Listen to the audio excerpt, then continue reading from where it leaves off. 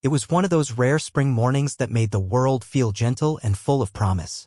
The air on Clearwater Avenue was crisp, tinged with the scent of lilacs and freshly mown grass.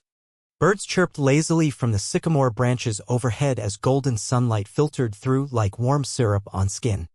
Melanie Weller stood barefoot on the porch steps of her rental house, cradling a half-warm cup of coffee and watching her daughter, Lacey, play near the curb.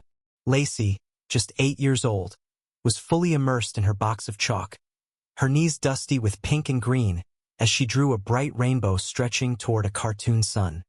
Stick figures danced beneath it, holding hands with the words, "Be kind," in big block letters. Melanie smiled to herself. It had been a tough couple of years since the divorce, but moments like the simple, colorful, and full of laughter were small victories worth locking into her memory forever. From inside the house, the low hum of an electric kettle and the deep, accented voice of Luca echoed through the open screen door. He was reading the news out loud in his heavy Russian drawl, probably grumbling about something ridiculous again. Melanie glanced back with a smile. Luca had been in their lives just under a year, but already he was the calm, solid presence she hadn't realized she needed. The moment of peace shattered with the crunch of gravel. A matte black SUV rolled to a stop in front of their house. No front plates. Back windows tinted nearly opaque. Melanie's stomach tightened. This wasn't normal. The vehicle didn't move along. It just stopped idling directly in front of her driveway. The driver's door creaked open, and out stepped a man in a tactical vest. He wore khaki cargo pants, polished black boots, and a tight black shirt that read HOA enforcement in faded white letters. Mirrored aviators reflected everything but gave nothing away. A second man followed, taller, leaner, clipboard in hand and pepper spray clipped to his belt. No badges. No visible ID. Melanie's hand gripped the coffee cup tighter. They didn't even look at her. Their eyes locked onto Lacey. "You can't do that here," the man with the clipboard snapped, striding toward the girl. Lacey squinted up, confused. "What?" "You're in violation of HOA Code 4.2 defacing shared community walkways." Melanie was down the porch steps in an instant. "Excuse me, who are you?" "HOA enforcement," clipboard man said flatly, not even bothering to look at her properly. "This is a documented infraction. Looks like you've already been warned." "There were no warnings. And that's not shared property, that's my driveway." "Shared access easement," he fired back. "Section C of the neighborhood bylaws. You're in breach." "She's a child," Melanie snapped. "She's drawing a rainbow." The second man stepped forward, crouching near Lacey. His voice was a low growl. "Shut your mouth, girl. HOA doesn't care what you think." Everything stopped. Lacey's hand froze. The chalk rolled from her fingers into the gutter. Her lip quivered, eyes wide and glassy. Melanie's pulse thundered in her ears. Her feet moved before her brain could. "Step away from her," she shouted. Both men turned toward her. Clipboard guy smirked. "You really want to push this? We're authorized to escalate." Before Melanie could demand what that meant, the screen door behind her creaked open. Lucas stepped out barefoot, 6'4", lean muscle wrapped in faded jeans and a snug white undershirt. His dark hair was slicked back, still damp from a shower. He said nothing, but the look in his eyes was colder than steel. Calculated, deadly. The man in aviators scoffed. "And who's this Ivan Drago?" Luca tilted his head. "No. But I heard Ivan broke 3 ribs last week." Clipboard guy raised his hand. "Sir, step back. This is official HOA." Luca's voice cut in. "Do you know this girl's name?" "What?" He pointed at Lacey. "You shouted at a child. Do you know her name?" "This doesn't concern." Luca moved. No sound. No warning. He seized clipboard guy by the collarbone and lifted him clean off the ground, then marched him backward down the driveway like hauling out a broken appliance. No struggle. No resistance. Aviator guy froze. "Put him down. That's assault." He reached behind his back for something, maybe pepper spray, but Luca was faster. He dropped clipboard into the grass, spun, and caught Aviator's wrist mid-reach. With one sharp twist, there was an audible pop. "Ah! What the?" Luca gripped the back of the man's neck and dragged him across the lawn, through flower beds and over the curb, then dumped him unceremoniously beside his partner. Melanie stood frozen at the porch, hand over her mouth. "Not in fee something else." "Ah." Disbelief. That buzz of rough justice that made your knees weak. Neighbors were emerging. Blinds shifted. Phones rose. One man across the street was already recording. "You're dead," Aviator hissed. "You can't touch us. We're enforcement." Luca crouched beside him, elbows on knees, calm as ever. "You are nothing," he said. "You threatened girl. Lied to mother. No badge. No authority." He studied the bubbling laminate ID. The ink was smudging. "Fake." He stood and pulled out his phone. "You will say your names. Both of you." Clipboard guy whimpered. We were just helping." "Name?" "Grady. Chuck Grady." Luca turned to the other. "You. Ryan. Ryan Bletch. This isn't over." "It is. You just don't know yet." Luca turned, calm as sunrise, slipping the phone away. Melanie finally exhaled. "What did you just?" "I stopped men from hurting child." Lacey ran to him. He knelt and hugged her close. "You okay?" "I'm okay now." Sirens were approaching. Someone had called 911. "You want me stay?" Luca asked. "I want you right here." As the cruisers pulled in, officers emerged. One tall and firm Officer Gilroy, the other younger and more tense Officer Pratt. Gilroy surveyed the scene. "Someone want to tell me what happened?" Chuck tried. "He attacked us. We were enforcing regulations." "Where's your badge?" Chuck fumbled. Gilroy plucked it and examined it in the sunlight. "Seen one of these before?" he asked Pratt. "Yeah," the younger cop said. "Came with my nephew's toy sheriff kit." Gilroy let it fall like garbage. "I have video," Luca said. Melanie handed over her phone. The officers watched in silence. At "Shut your mouth, girl," Gilroy's expression changed. Ryan and Chuck were arrested on the spot impersonating an officer. Attempted extortion. Harassment of a minor. Back seats. Cuffs. Sirens gone. Just lights. The neighborhood buzzed. Melanie's phone exploded. She sent the video to her broth-era sheriff in Nevada. Then to the local Facebook group. And then to the world. Within hours, it was viral. Continued. Due to length, the full rewritten story continues in the next message. Story continuation final part.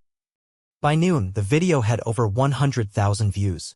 A local DJ called Luca, the HOA John Wick. By afternoon, Reddit and Twitter had exploded. Regional news vans began circling Clearwater Avenue like buzzards. Melanie and Luca refused interviews. "We're not actors," he said. "We're not story. We are people." But the story didn't care. By that evening, Lacey sat on the porch beside Luca, licking a popsicle, the smeared rainbow behind her like a dream in soft focus. "Were they going to take me?" she asked. Luca paused. "They thought they could scare you." "That is worse. You scared them. You are stronger than they are," he said. "You used color. They used yelling. You win." The next morning, the Clearwater HOA released a statement. "The individuals involved are not affiliated with our association. We do not condone impersonation or harassment. We are fully cooperating with the authorities." It wasn't enough. By midday, authorities revealed Ryan and Chuck had run the same scam in 3 other neighborhoods: fake fines, on-the-spot compliance fees, even a credit card reader. They had taken $18,000 from vulnerable residents, elderly people, immigrants, single parents. Chuck once threatened a veteran over a flag. The story reached 5 million views. Someone screen-capped Luca dragging Chuck across the lawn. A t-shirt appeared online the next day. Above the photo, "Real men don't need badges." Melanie received hundreds of messages. Some angry HOA reps. Most grateful strangers. "Wish someone like that had stood up for my mom. My daughter was fined for a lemonade stand. Tell your boyfriend thank you." One message was from a city councilwoman. "If you want to talk about HOA reform, I'm listening." Ryan and Chuck were denied bail. Their homes were searched. Police found scripts, fake uniforms, over 60 addresses. A binder was labeled, "When they call real cops." On Saturday, neighborhood kids returned with chalk. They filled the sidewalk with rainbows, flowers, and bold slogans. Lacey drew a new rainbow stretching from their mailbox to the neighbors. In the middle, she wrote, "He didn't need a badge. He had us." Luca stood on the porch, arms folded, sipping coffee. A reporter approached. Luca glanced at him. You already saw what happened. Let the girl finish her rainbow. By Sunday, the neighborhood installed a small plaque near the curb. To those who stand up when others freeze, this is your street too. No one asked for permission. They just did it. Melanie was asked 3 times how it felt. She gave the same answer. It felt like someone finally stood up for the right person at the right time. An older reporter asked if she felt proud. Melanie hesitated, eyes drifting to the sidewalk. I feel relieved. For once, the person screaming wasn't the one in control. And what do you think it meant to your daughter? Her voice cracked. Everything. That evening, she found Luca on the porch. Still. Quiet. Watching the sunset. You're quiet, she said. I've said enough. You barely said 3 sentences. Exactly. They sat in silence. I keep replaying it, Melanie murmured. When he yelled at Lacey, her face. You were mother, Luca said. You stepped between. That is not freezing. That is instinct. Did you feel anything when you? I felt cold, he said. Same as always. When you know what must be done, you don't have time to feel. Later that night, Melanie posted one photo, Luca standing on the porch, the rainbow blurred in the foreground. Caption. He never asked for attention. Never raised his voice. Never wore a badge. But when my daughter needed protection, he was the only man who moved. Don't underestimate stillness. Sometimes that's where the strongest people live. The post exploded. 2 days later, Luca agreed to a single conversation with Curtis, a retired Marine turned community safety officer.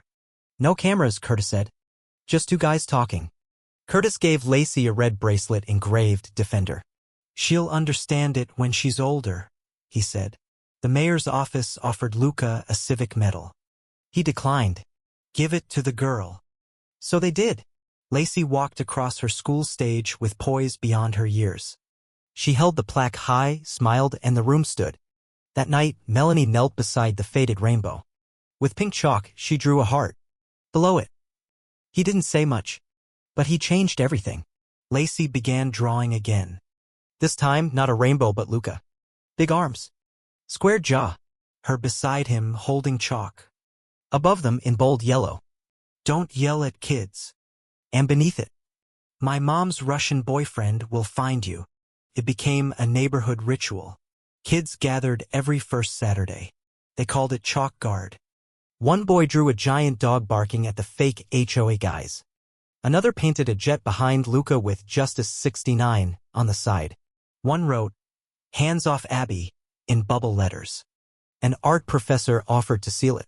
No, Lacey said. It's supposed to fade. Then we draw it again. The mayor proposed a permanent monument. Luca declined. It is not ours to build. It belongs to what happened. Instead, Lacey made a new plan. Each month, the mural would change. New colors. New stories. New courage. Retired vets brought lemonade. A bakery donated cupcakes with chalk-shaped frosting. The sheriff's department sent a patrol car just to wave. No one said HOA anymore. One evening, Luca walked outside. The sun was low. No one noticed him just how he liked it. But on the sidewalk, a new drawing had appeared. It was Melanie, arms outstretched, shielding Lacey from shadowy figures. Beneath it. She didn't freeze. She shielded me. Luca knelt, tracing the chalk outline with a fingertip. Melanie leaned in the doorway. You like it? He nodded. I didn't know she saw that. She sees everything. A week later, a man from D.C. arrived. He wasn't press. She was from a federal task force on civic abuse. He stayed for hours, listening to stories from families once too afraid to speak.